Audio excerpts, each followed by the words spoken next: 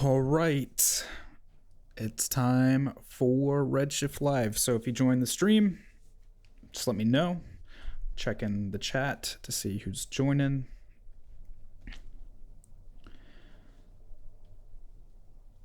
And just do a quick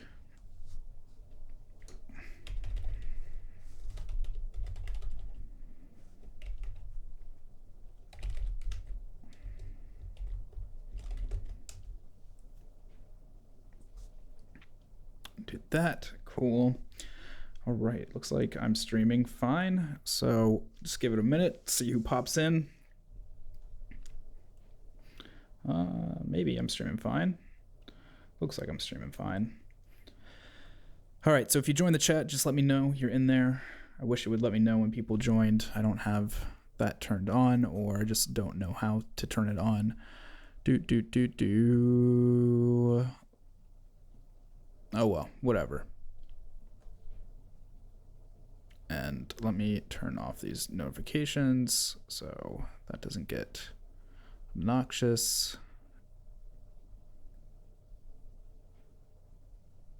Cool.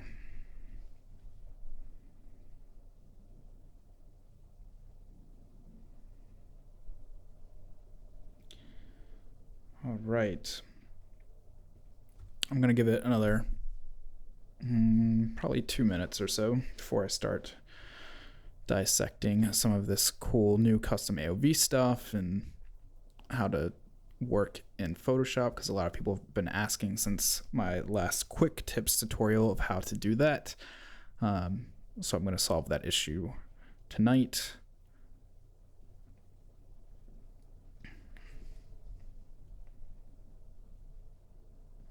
See, people are watching. I've got the eyeball count.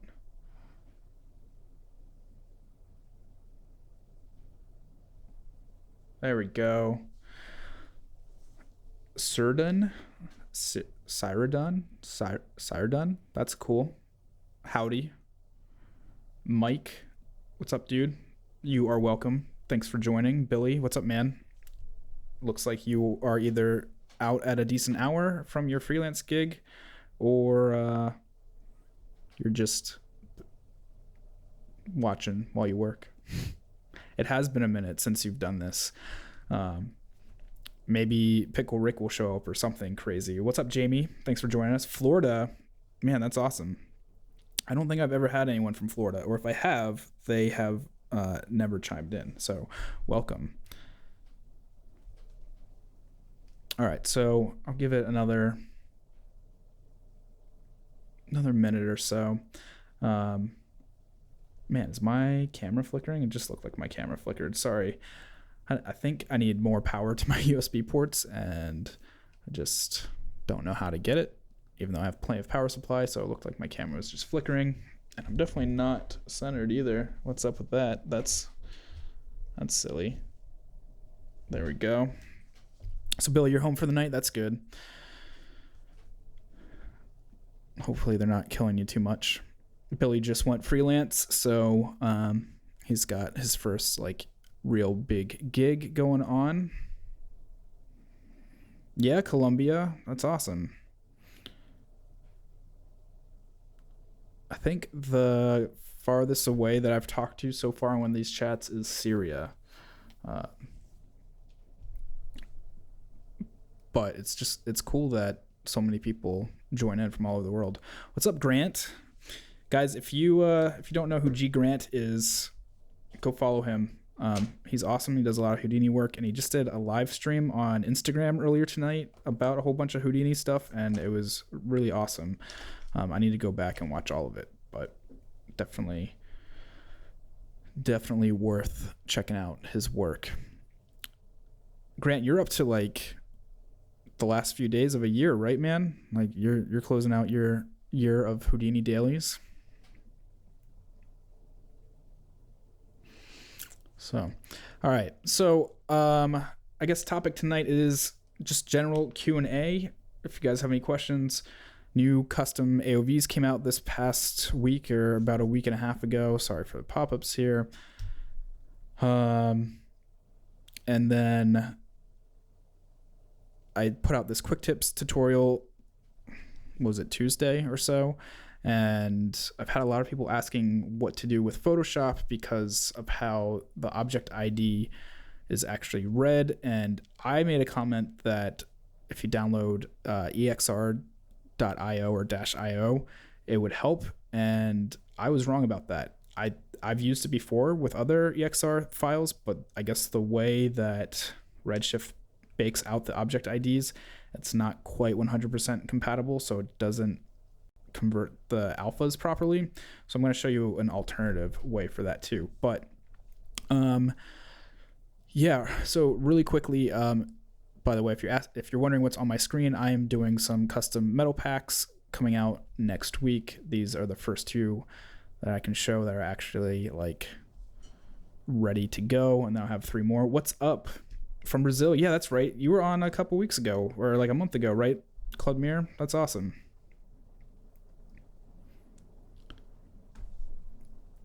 So yeah, if you've been following along, I've been releasing texture packs now, or material packs now, and you can get them on Gumroad. You can definitely do a search and find those. Yeah, Grant, I'm looking forward to putting them out. So I've got like this I'm calling this one Old Chappie. If you've ever seen Chappie, the movie, just kind of like his blue texturing and grungy look.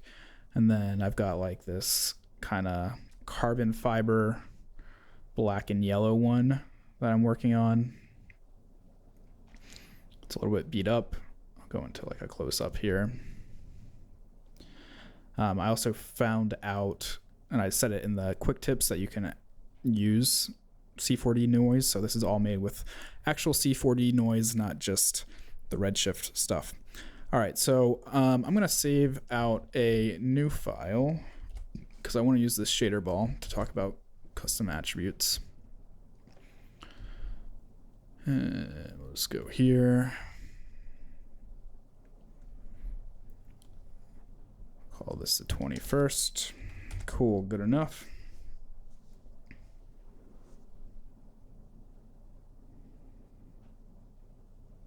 Yeah. There's a lot of movies that are ruined by people being in it. Like that new one that they had to replace all the scenes with Kevin Spacey because that got ruined by him being in it with all the crap that's been going on. So, all right, we're going to clear all this out. I'm going to go here. This little shader ball is, oh man, I just crashed Cinema like that. I haven't had Cinema crash in a long time. And cool, I just had a estimate up. Well, you guys get to see my pricing for like 2 seconds. Oh well. So, question about architectural grass. Is there a way for Redshift to utilize it? So Theodore, it might be like with a floor. Yeah, I know. I can't. You know what? This is the first time I've done a stream since only having 2 cards. So I sold all my 980 Ti's and I just have 2 1080 Ti's in at the moment. I don't have a third card running the stream, so this may be a fun game, especially at 4K. I'm looking at my stream. It looks like it's holding up all right. It should be holding up all right. I don't have any drop frames or anything, so hopefully it was just a fluke. All right, instead of using the shader ball, I don't feel like bringing all that back in. I'll just bring this in. Theodore, to answer your question, it might be like the floor. I've never done grass.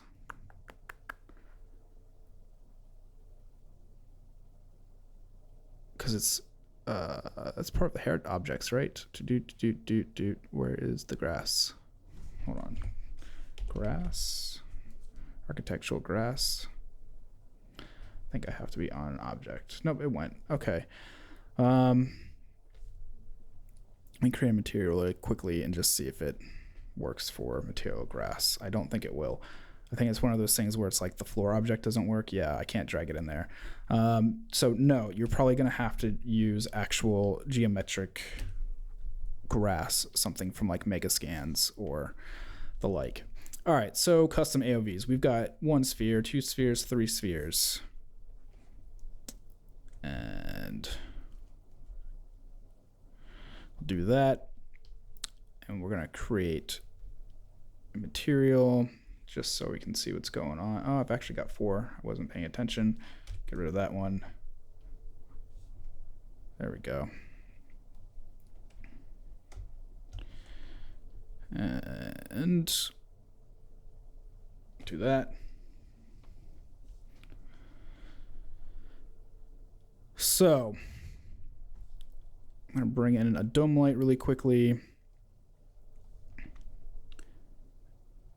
And something else I can talk about later too at some point, but it's probably better for Grayscale to talk about it, is you can load in custom HDRI packs, and I just got this one and it is awesome. So I'm going to use this, get this going. My render settings are probably really high. Yeah. Put them on something stream worthy and drag that in there. All right. So we got that nice looking thing. So custom AOVs. All right. So you can do some cool stuff with them. First things first is if you want to do anything with AOVs, you got to go into bucket rendering. And then you got to turn on your AOVs. So just like that, I've already got these 3 in here by default.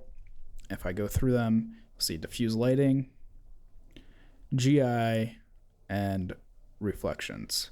So that's all great. The way you're going to get to your custom AOVs is if you do a search for AO, and it's actually going to be AOV. I think it's because I was in caps lock that didn't show up. We can do store color, store integer, and store scalar. So I'm going to go like this, close out my notifications that keep popping up. And what you can do is come in here and you can add to any of these attributes that already exist, or you can do add new custom AOV. So we will just call this left circle. Pipe that into here, do a diffuse. So something that's pretty cool is you can do a beauty parameter and then also this AOV parameter here. So if I set this to say red, and then I go in here, you'll see now we have left circle. You know what, I need to kill these off. Shouldn't be on all of them, I just want it on the left one. There we go. So you'll see that it's red if you want it to be red. If you want it to be yellow, be yellow. So you can set it to whatever color you want. So if you're working with a bunch of custom AOVs, it lets you distinguish pretty easily. The other thing you can do is control your beauty in here. I think that's kind of pointless. Like, why wouldn't you just leave your beauty as it is, especially because it doesn't actually affect the beauty pass. So it's just a little bit weird. If I go back into beauty, it's not doing anything, but it does it to the viewport. So that kind of helps for organizing there. Just a little tick of mine. I think they could have handled that a little bit better, but that's how you get started with that. So if you go to render this out, you'll have all these passes and you can open up in Photoshop and do whatever. A lot of people have been wondering about the object ID. I can show that in a second, but this is the main thing that you can do. And if I hit render now, let me go down here, make sure I have a multi-part on, multi-pass. I'm going to save this out really quick. So 1221, 1221.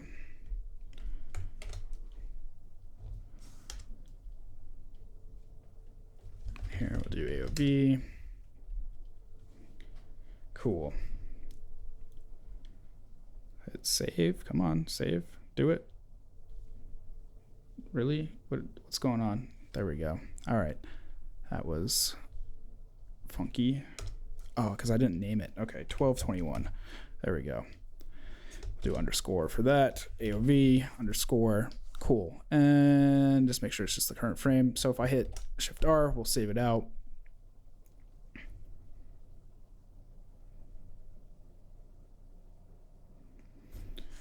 I'm just going to go into Photoshop really quickly and show you what's been baked out. And then we'll start talking about object IDs and how those work. So, is anyone doing anything fun for the holidays? Anyone buying Redshift for the holidays as a present to themselves? If you don't already have a license. So we'll do open, AOV test. If I go into the 1221, we've got this one here, which will probably just be a deep one. So here's exr.io, and we're just gonna leave all that here. See, it converts the alpha, and that's all that. It's not actually our deep one.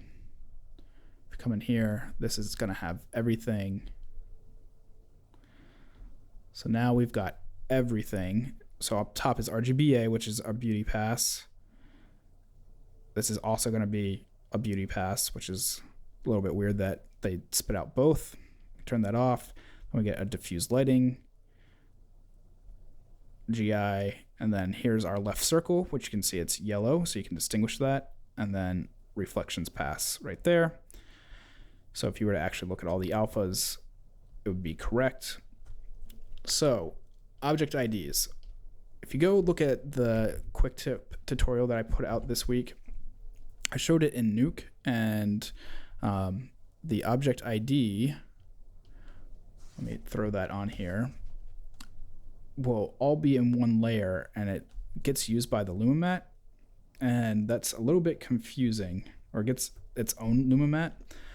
So we'll make this one 1, 2, 3. All right, so I'm gonna go in and use the new AOV manager right here. I like it, it's simple. Go like that. So now I've got object ID. If I go in here and choose object ID, we get all this information in here, and that doesn't really help. But if we go like this,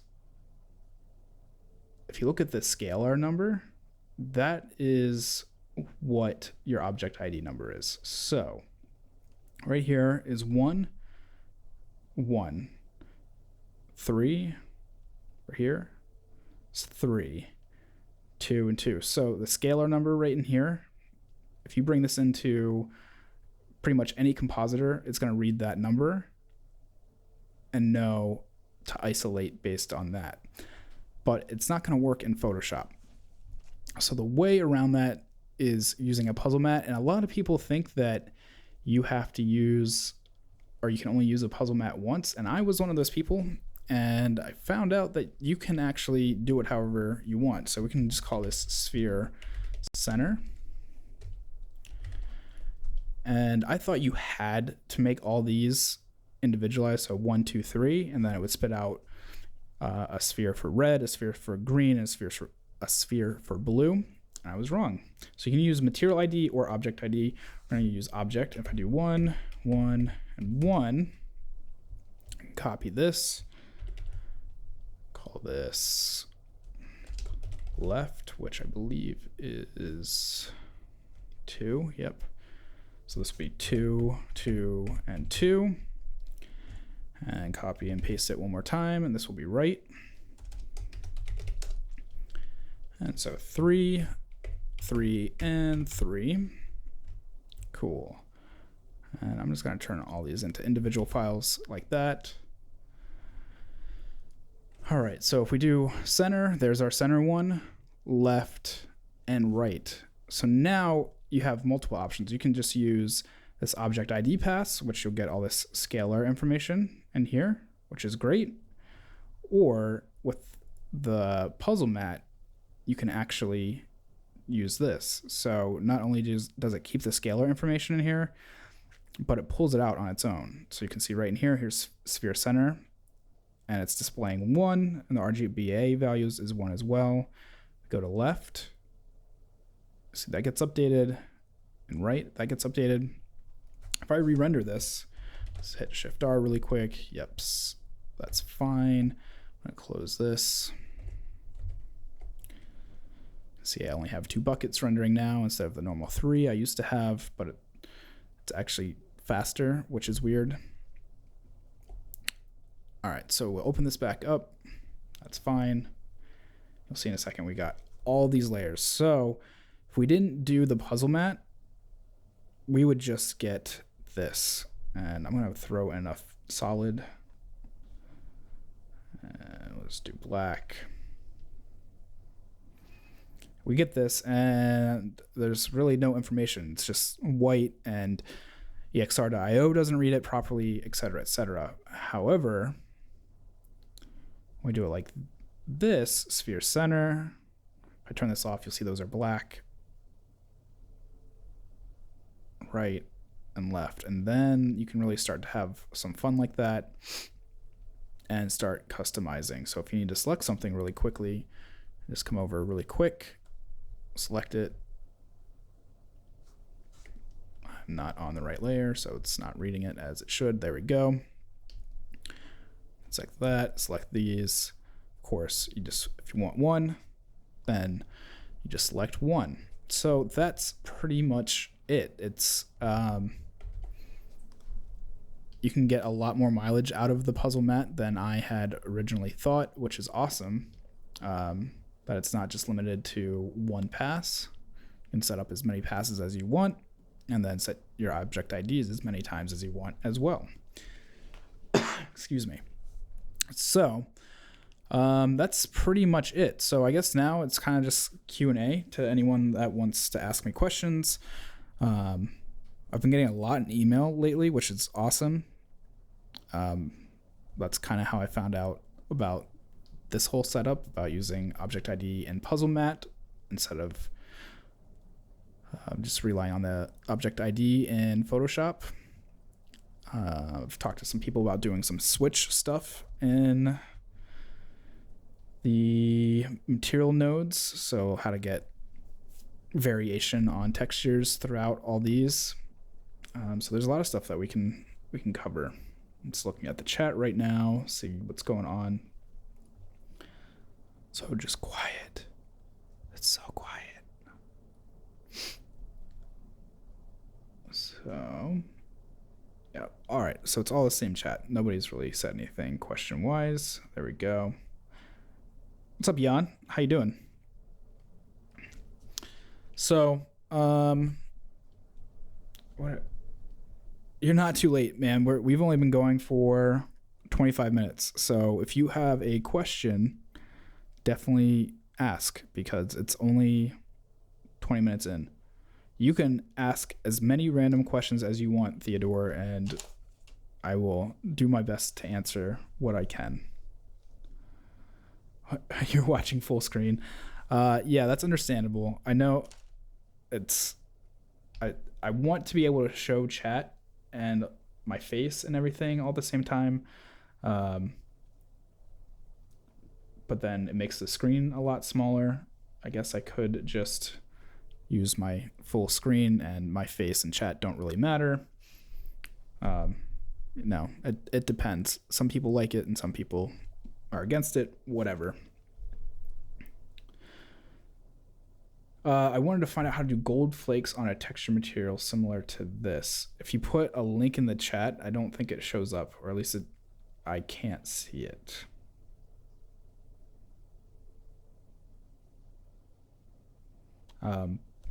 But if you email me, which since links don't work, let me just put that in the chat. Liam at thanks, Grant. 531.com.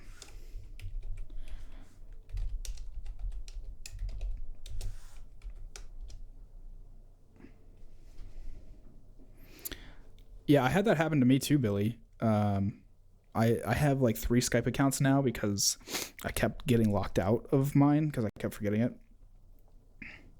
Emissive material does not contribute to volumetric fog, which is stupid. And it's also stupid. You can't have noise in volumetric fog.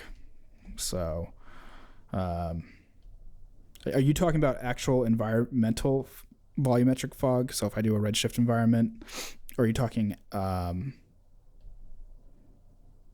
here, I'll do an incandescent and throw on the sphere. You'll see nothing happens. Yeah, XP4 update with VDB normal correction is awesome. I can't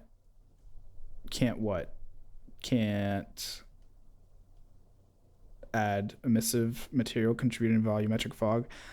I don't believe you can. I mean, here's a sphere with emission on it. Well, sort of. It's incandescent, but it's emission. And if I go in here, you can't add any multipliers to fog. If I go to AOV, it says affect emission AOV. So there isn't a contribution scale for incandescent or emissive. So I guess you could technically do it if you were doing an emission AOV. Let me see if that works really quickly. I've got so many now. There we go. I'll just do that. And fog emission is not what I want. I want, I guess, volume lighting. Maybe that will do it. Let me check. Holy crap, that's a lot. All right. So if I do volume lighting, nothing shows up.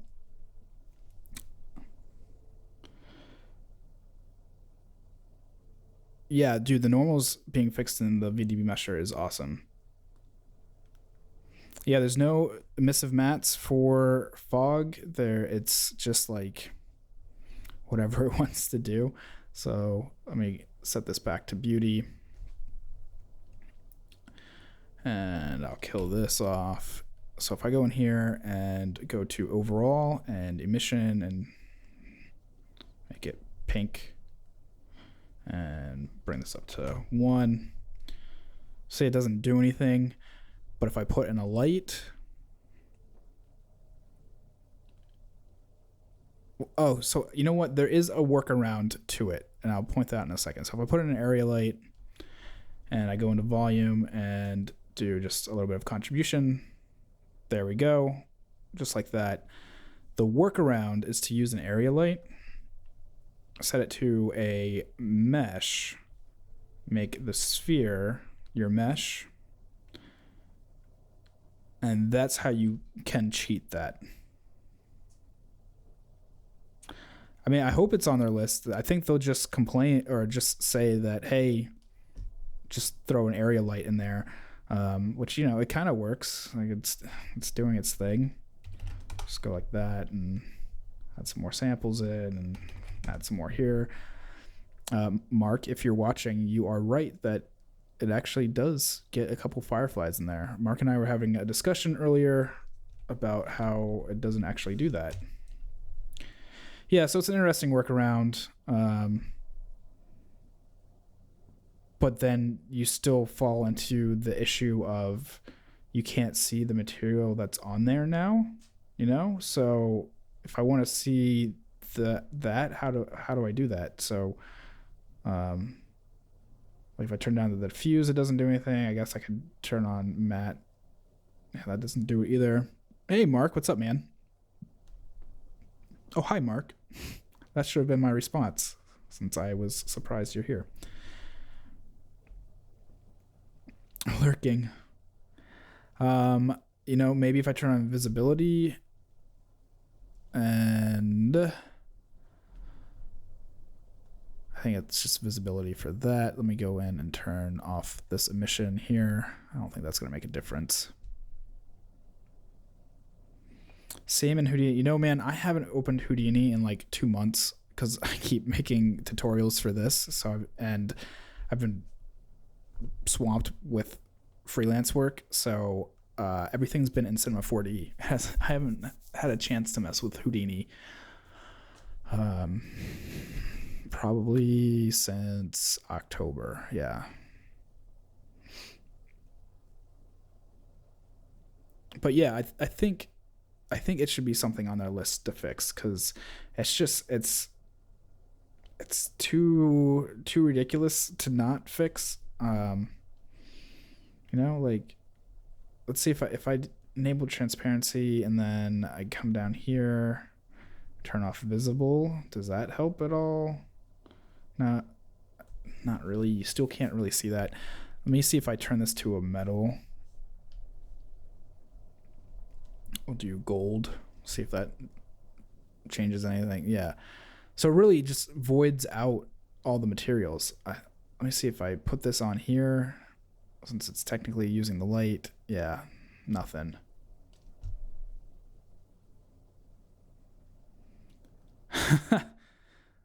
So what you're saying, Mark, is you also have an account, Cerdin X. You've got 2 accounts going, Mark.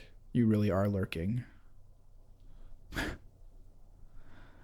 Maybe it would work with a visibility override. So I don't know how this would work. Visible, because it needs to be visible to the photons that it's casting. No, I'm just kidding.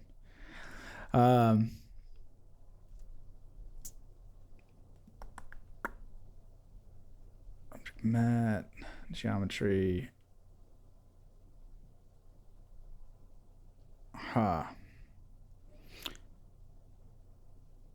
Sent email about 2 material shader topics. Okay, cool. Let me check my email really quick.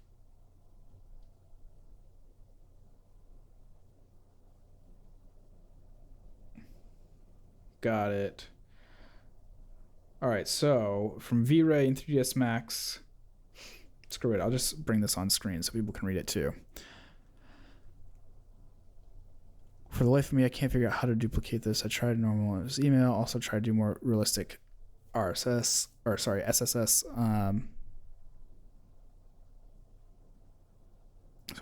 Wax. And what is this? Just dots.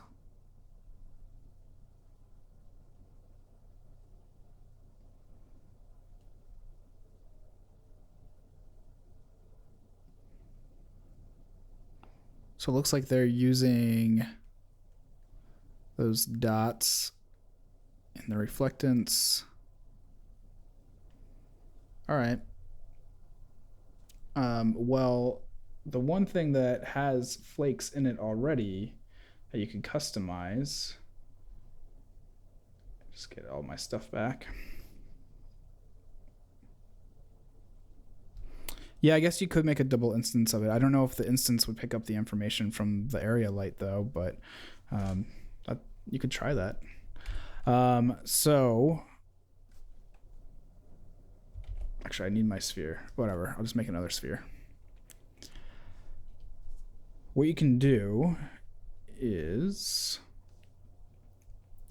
if you want flakes automatically, the car paint shader has flakes in it, and throw that on our sphere here. I'll probably have to get a little bit closer.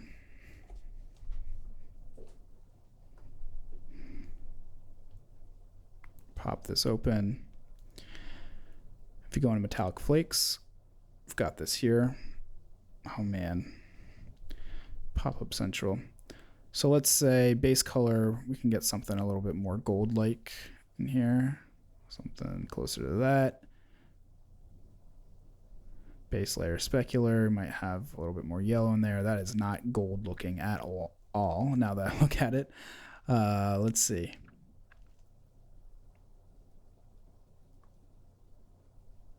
This is going to be kind of orange, I guess. Well, you can mess with that. Flakes is what you're talking about. So flakes in here.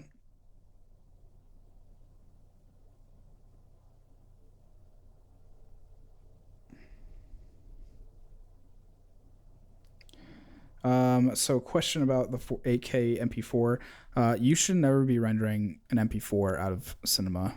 you should just do an image sequence, which then you can do whatever size you want. But yeah, you can change the density in here and then the scale. So we'll bring this up. You can see they're starting to add in a little bit there. I'm going to change this to like pink. And probably have to increase our scale some more. And even our density. You can see the pink's getting added in there. If you want, we could do like a deep purple, almost black. Makes it a lot darker, but it's harder to see for sure. Add this glossiness up a lot higher. There we go. Now we're really getting it. That's because After Effects sucks. Adobe has just like dropped the ball on most stuff for me. But I have to use it. You should try it in Nuke. It may also be a limit of MP4 now that I think about it. I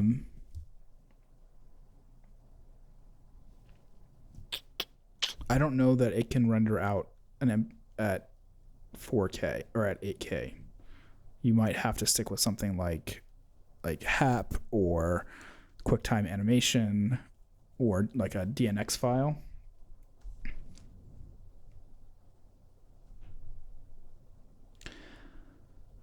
So yeah, Theodore, if you want to make a gold, you can start messing around in here with like your pigment colors, find something that's close to the gold that you want.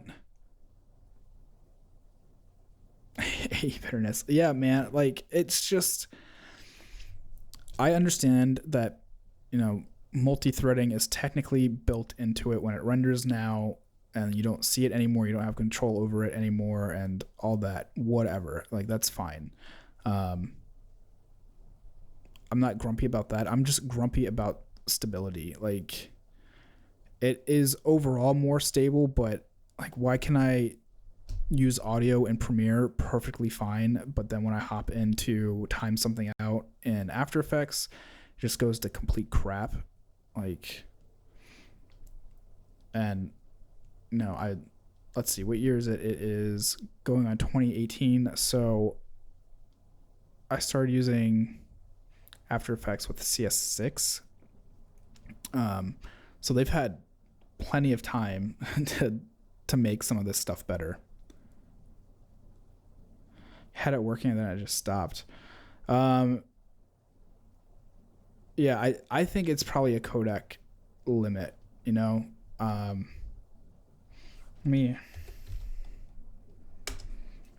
open up Media Encoder really quickly. It may be an After Effects limit too. You might want to try rendering out of Media Encoder, because you know sometimes that happens.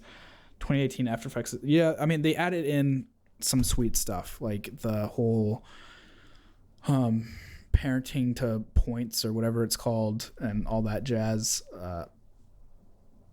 But let's see. Open this up, see if I can scale it to something larger. So this is 4K. You want 8K? So 8,000, whatever that's actually supposed to be. So looks like MP4 is maxed at 4K. So, all right, Grant, if I could get the T in the end. Take it easy, man. I hope you do some Houdini stuff for tutorials because that live stream was going pretty smoothly. So yeah, it looks like at least H.264 is limited to 4K. MP4 is not going to let me do that. Let's try QuickTime. H.264. And we'll just try 8. So H.264 in QuickTime is apparently limited to 2000, which that's bogus. That's stupid. That's really stupid.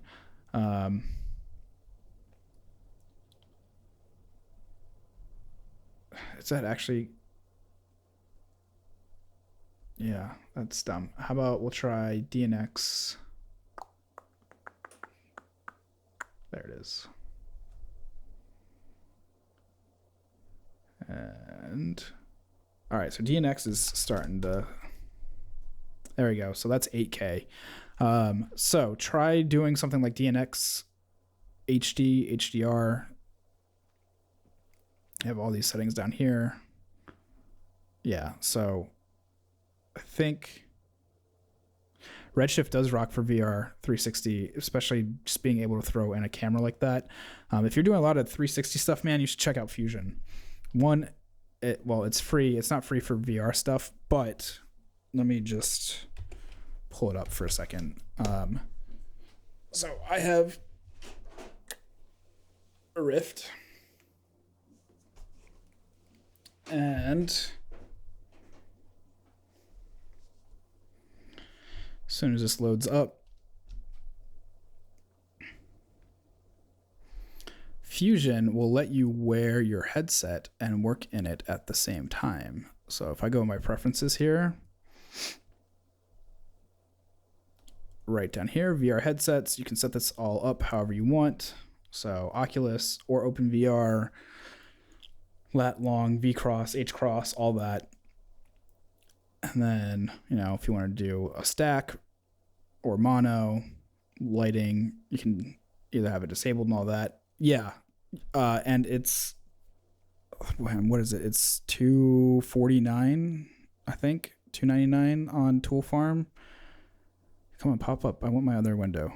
Did I close it? I guess I closed it. If you check out toolfarm.com, they sell it, and they'll ship you a little security dongle to get the full version.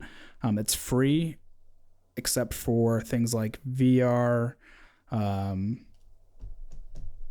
I think their planar tracking isn't free. It's something else. But yeah, if you're doing a lot of VR work, totally awesome. Yeah, it's a really good price, and you know, it's a flat rate, so you don't have to keep paying for it month to month like you do with Adobe. I know Adobe just acquired Metal, and Metal's got a ton of cool stuff, but yeah. No, I wonder, I don't know if I have it zipped still or not. Let me see. I used to work for Discovery Channel, so I've done a couple VR things for them as a freelancer, and I think my files are zipped at this point. Production. Let's see. G-Unit. Oh, nope. Discovery. All right, here we go. So yeah, you know, this is a VR video, but no, it reads it, and it reads it in 32-bit, and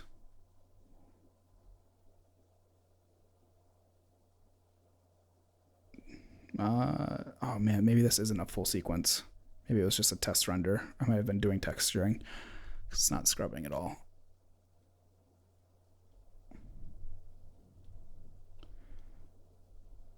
It says it's a sequence, but I bet it's not. All right, a little bit of a sequence. But if I were to put on my headset right now, this would come out to my headset, and I could view it.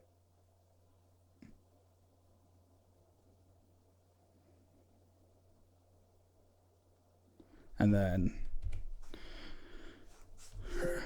actually, I'll cancel out of that and show all the tools. So VR tools, you've got your patchers and like a pano map and spherical camera and stabilizer. But because you've got all that already, you can do like, it's got like a particle machine already built in here, and it's, I'd say, on par with particular, and you've got a bunch of other stuff too.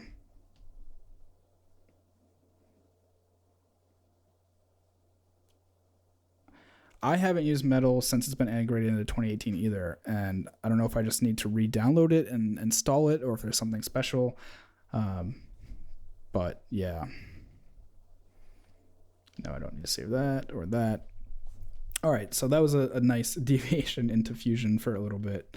But if anyone is doing heavy 3D work and compositing and stuff, if you don't want to pay for Nuke, check out Fusion because it's free and $299 or $249 or something like that. No, and they renamed it, huh? Oh, man, that makes me wonder. I wonder what. So, Discovery is all about VR right now, and that just makes me wonder what that team's doing. So yeah. What a nightmare getting my Skype back. Yeah, just bust into our conversation, Billy.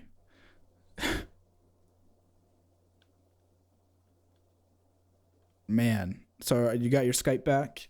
Are you doing okay?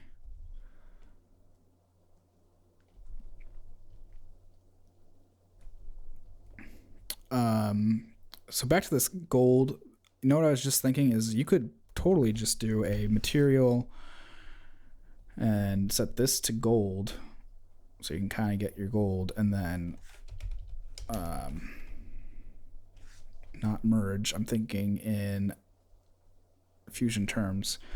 Blender, there we go. Take a material blender, get your gold in here as your base. Just connect that up. No, connect this one up. This in here, like that. And then you can pull your camera out. I don't need bucket rendering right now. Go like this a little bit. It's like, ooh, girl, you so pretty. Turn on to additive and start really getting crazy with it.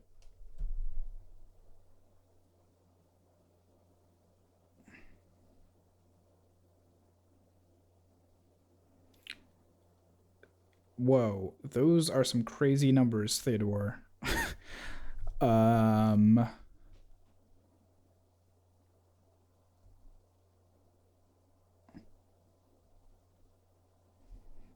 you saying that's what I should use for this in car paint? Density 0.9. Distance is 6150. Variation 0.8 and scale is 0.9. Sure, we can do that. And then the color, I mean, I closed out my email. Hold on. It gave me the. That's cool, man. If you go back to the playlist, let me see. Hopefully it doesn't play really loudly. Mute that. Let's see. 1, 2, 3. Yeah, so it's Redshift Materials for Cinema 4D / part 3. I start talking about the car paint shader and how to use it and get details. If you really want to see somebody who can use the car paint shader like crazy, talk to Mr. Billy Chitkin here about it, because that's like all he does is car work.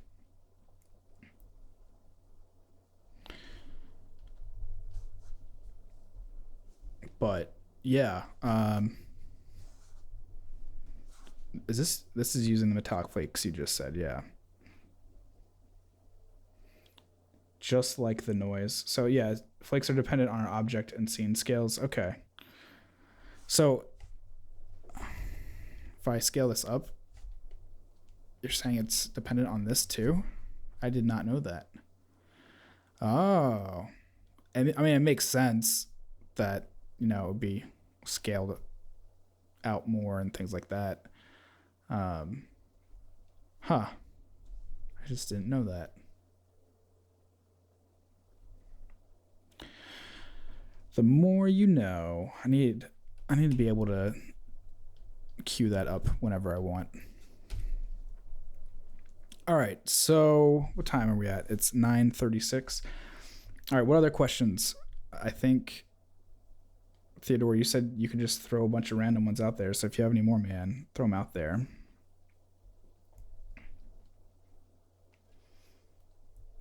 Just scrolling through, making sure I didn't miss anything. Let's talk about all the codec limit stuff. And Mark popped his head in. Okay, cool.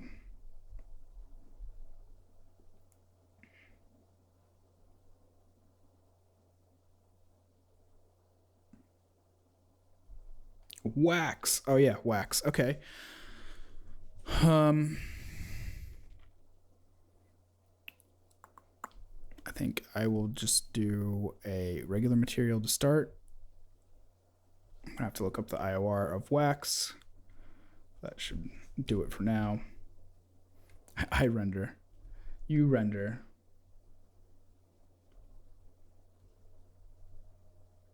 Let's see. I'm gonna bring this over here and IOR. See if it has wax in here. Wax. Nope. Of wax. Do.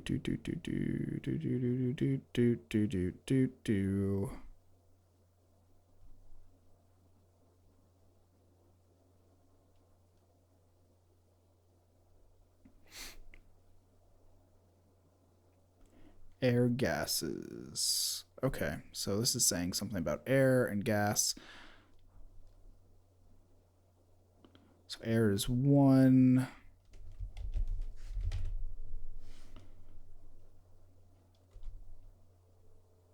Hydrogen, nitrogen. Are all gases going to be just 1? Pretty much. Okay. I guess that makes sense. That's weird. So, subsurface scattering. They have a subsurface scattering material in here, and they said it's going to be discontinued soon. It's still in here, though. You can come in here and do something like skim milk, and it gets pretty close to looking like a candle. And let me get another light.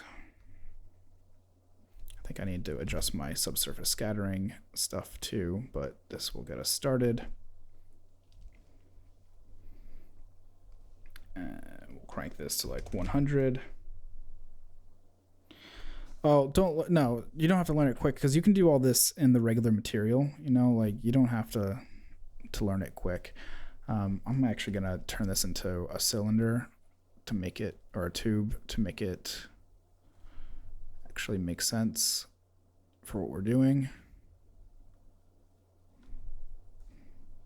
Yeah, I'm kind of just showing you this because it's quick and it's got the texture built into it, but you can totally do this with the regular material.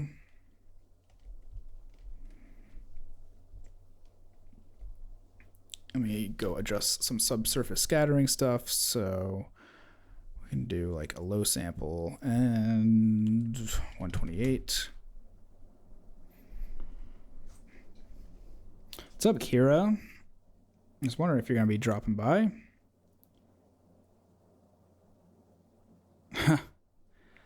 Well, I mean, you can. It's kind of worth learning it in this like this way because of the fact that it has the pre-built the presets already available. So that way, when you just jump into the regular RS material, you kind of know what you're doing. So I'm gonna scale that out a bit. Back that up. So if we get close,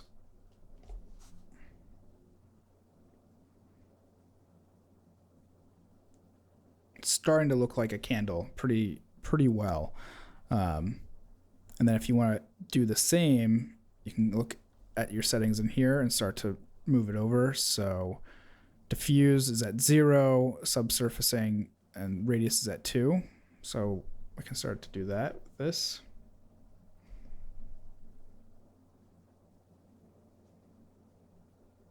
Oh man, it's almost morning there. That's crazy.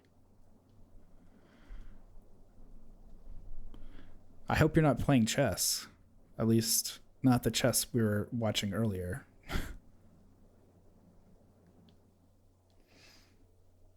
Yeah, I mean, it's awesome that it's so fast. I wish it was the same as Arnold, because Arnold just looks beautiful. All right, so what did we say? Diffuse is 0, subsurface. I'm going to copy these colors.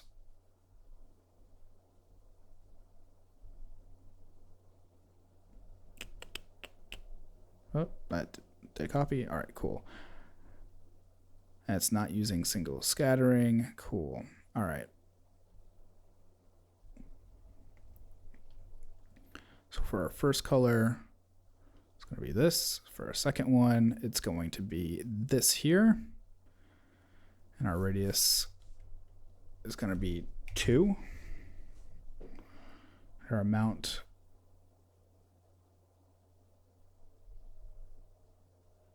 okay, turn our reflections down in a second. Scale is at 100. Okay. So come in here. This is actually at 100. I'm going to turn this all the way up. This is at 2 and 2. Turn this down. Turn our reflection down to like 0.1.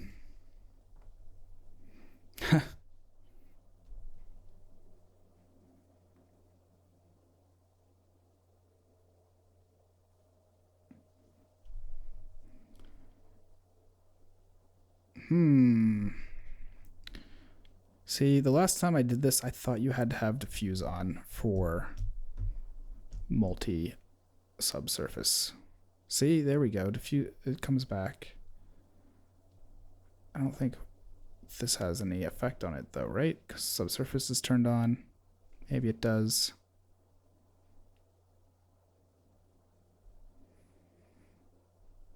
This is where it gets a little bit confusing, because in here, if we look at it, it says channel parameters.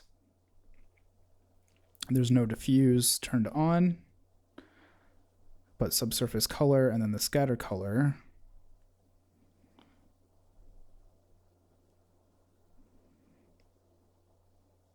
So maybe it's an issue. Oh, so there just, oh, it's because I changed that color. So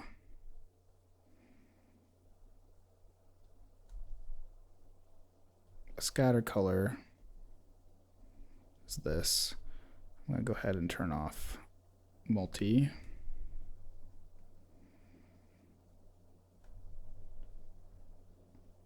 Surface scatter color radius is 2. Okay, but it doesn't, it says there isn't any single scattering on this, which doesn't make sense. I need to go back and watch my own tutorial on all the information here.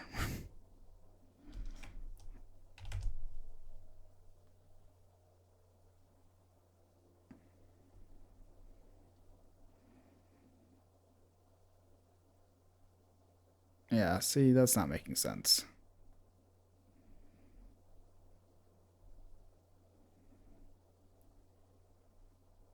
Redshift volumetrics is awesome in general. I do have one complaint that it seems to voxelize things pretty easily in comparison to, say, Octane, but you can't get the overall quality that you can in Octane that you can with Redshift. But like scaling wise, it seems like almost immediately I get voxelization when I bring in stuff. All right, so I'm kind of failing at the subsurface scattering thing right now. There is a subsurface scattering material.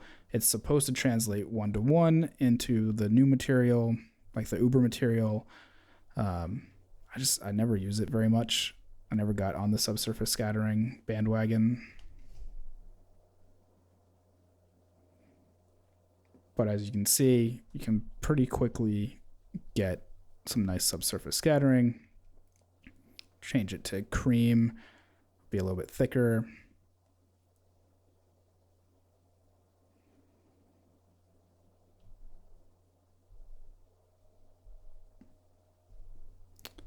So I can show you the scaling issue. Time is it? It's 9:46. All right. So volume and 3D.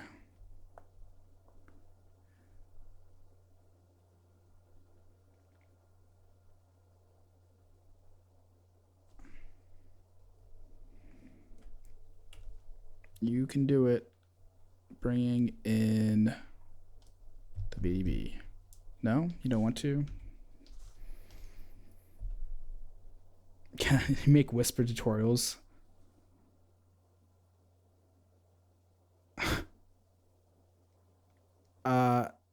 You know, if I could do whisper tutorials justice,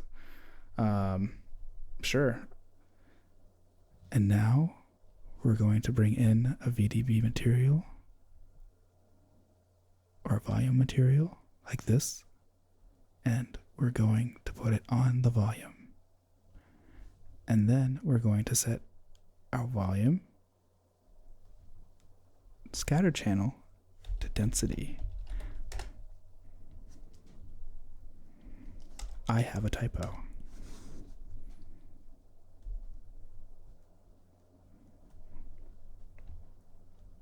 And now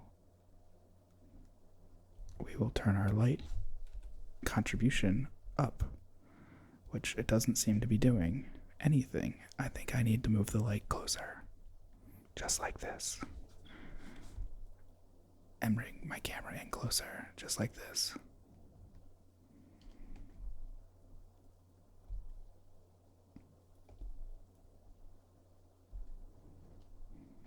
However, it's still not picking it up for some reason.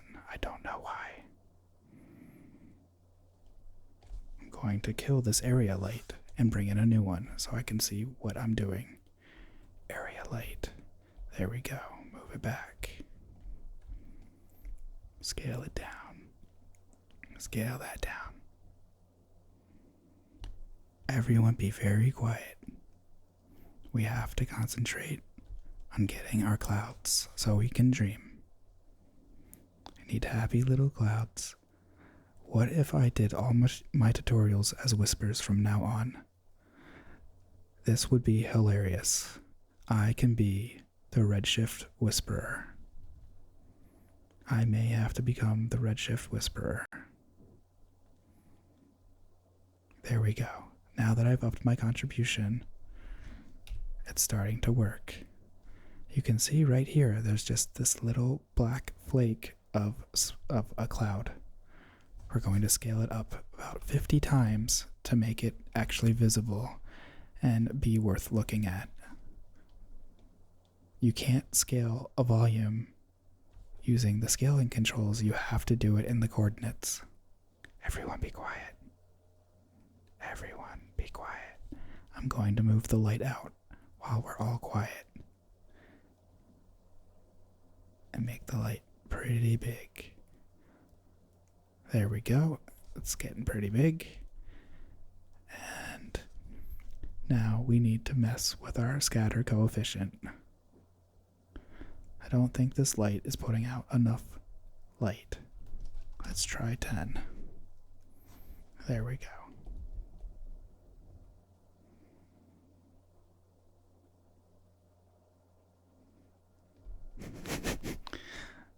I'm sorry I'm making you laugh, Kira. I guess that's kind of a good thing. Mark, I think you just have a smart brain because you know maths and stuff.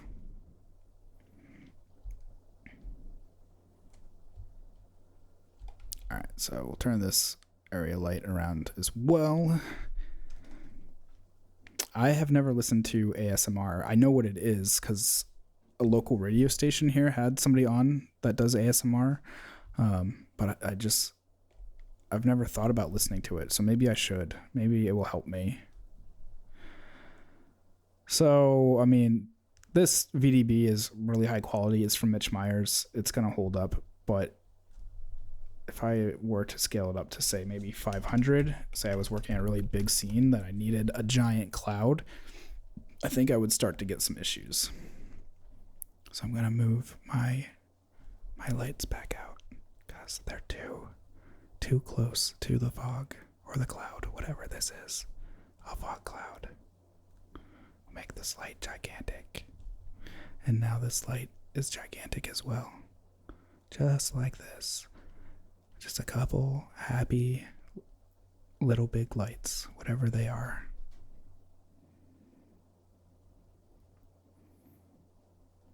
If you look to your right, you will see Billy Chicken randomly jumping into chat. He jumped into chat to talk about Skype, and now he's randomly jumping into chat to talk about normal map textures and using a triplanar.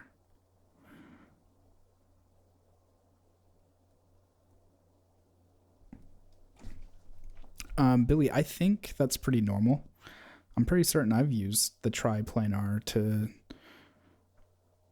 to cohorse a normal map how I wanted, especially if it wasn't seamless. Man, now I feel like I'm lying about VDBs not holding up when they scale up. Maybe I just use crappy low res ones. But I've used Mitch Myers before, and I feel like they didn't scale up as much. But I probably haven't used them in a while, and maybe it's just been updated since the last time I did, so they hold up better. Because damn, this thing is not getting voxelized at all at the moment. Yeah, Billy, I'm pretty certain that's legal in Redshift. Man, these render super fast. That's a good looking cloud. But at least for me, with like the OpenVDB stuff from Xparticles, it doesn't ever hold up really well.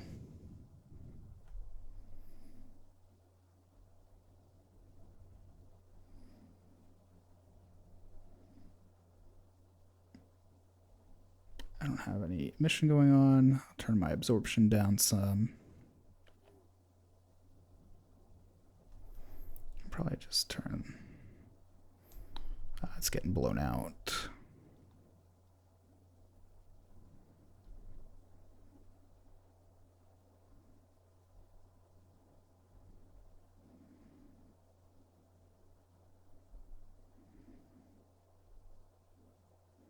Getting fluffy. There we go.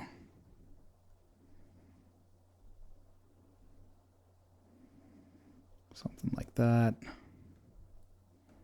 Got some wispy looking clouds. Sleepy clouds. That's what your brain looks like. Mine too, probably. This is kind of a cloud looking brain, or a brain looking cloud. Yeah.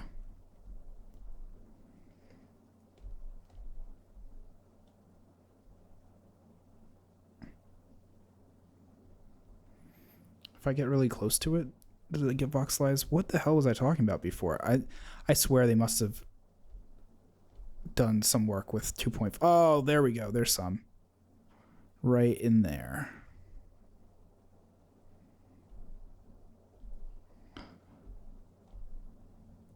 If I do buckets, though, let me see if the buckets fix it.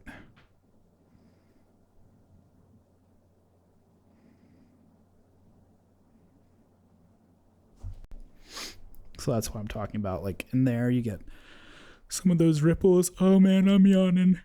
Sorry. Excuse my yawn. It's because we're doing whispers.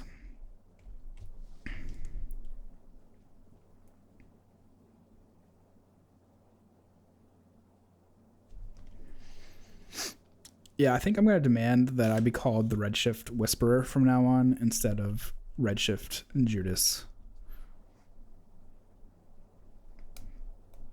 Increase the contribution for shadows? You think so? doesn't that, like, you mean the shadow density scale, or do you mean the lighting? I'll bring that back up. But then it gets, like, more globby, not so cloud-like, and this is supposed to be a cloud. I guess it could be a cumulus cloud.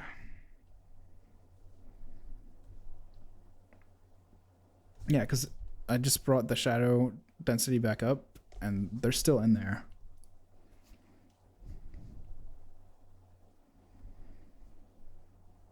If I bring this back, oh, so maybe my new max was too low.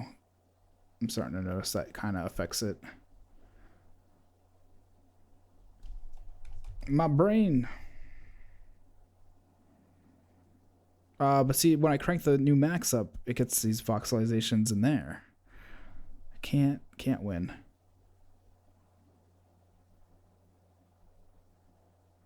I'll come back down to 1. I'll just keep it 1 to 1, I guess.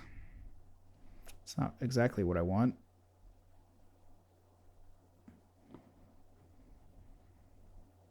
It does look very brainy.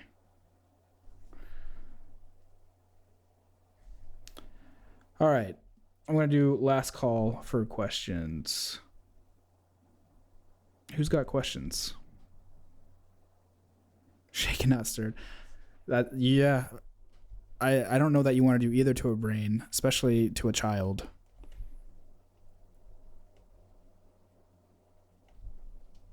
Technically anyone under, I guess, 24 is what they say now, is that they figured out your brain can still get serious injury from being shaken up until like age 24, which is crazy. I mean, this looks pretty good from far away as a cloud. Up close, it's a little wonky. Man, this is like a brain meets the Millennium Falcon. This is pretty cool. Great Christmas present. I hope you mean the VDBs and not a shaken baby, because nobody wants a shaken baby for a Christmas present. That's like saying you want to play naked chess. You can shake the hell out of a 45-year-old as well, but I think they would survive a lot better than, you know, anyone under 10.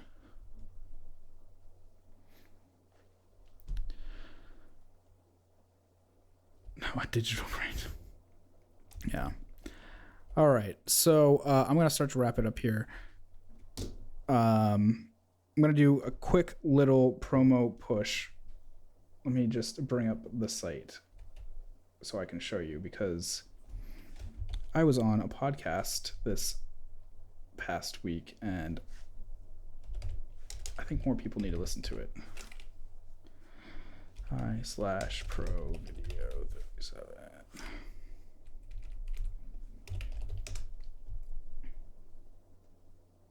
All right, so oh my goodness, Vimeo, where did you come from and start playing? Okay.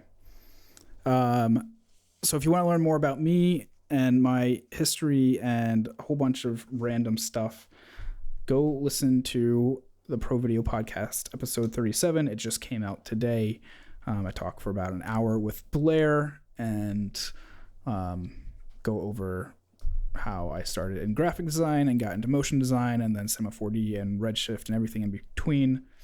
So go to vxxi.com/pro-video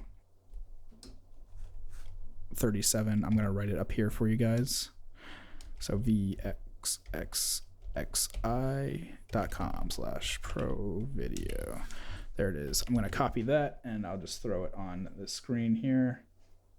Whoa, my camera's pretty high up all of a sudden. There we go. Just get you some text. Boop. Boop. And scale that up. All right, so there we go. Go there. That's a short URL for the podcast episode. but it was a lot of fun. And I told Blair that I would promote the hell out of it. So I hope you guys go check it out. This video lacks 8 likes. Kira, you are such a good promoter. Thank you so much. Every time you watch a stream, you're like, hey, a-holes like this. So I appreciate it. Anyway, if you guys have questions, do a search for 531. I am seriously the only 531 out there, or at least Google-wise. This is all of me. I should come up pretty easily. You can find me that way. It's a lot easier than me saying how to spell it every time and all that jazz. All right. I hope everyone enjoyed their time. Thanks for all the random questions, Theodore, and, having some fun brain-shaking conversations here. I'll talk to you guys maybe in the new year. I'm not sure if I'm putting out a tutorial next week or not. That looks like porno video 37. It does. That's true. It does look like that, but it's not. So don't go there. Definitely go to Pro Video 37. You are all welcome. All right, guys. Have a great night.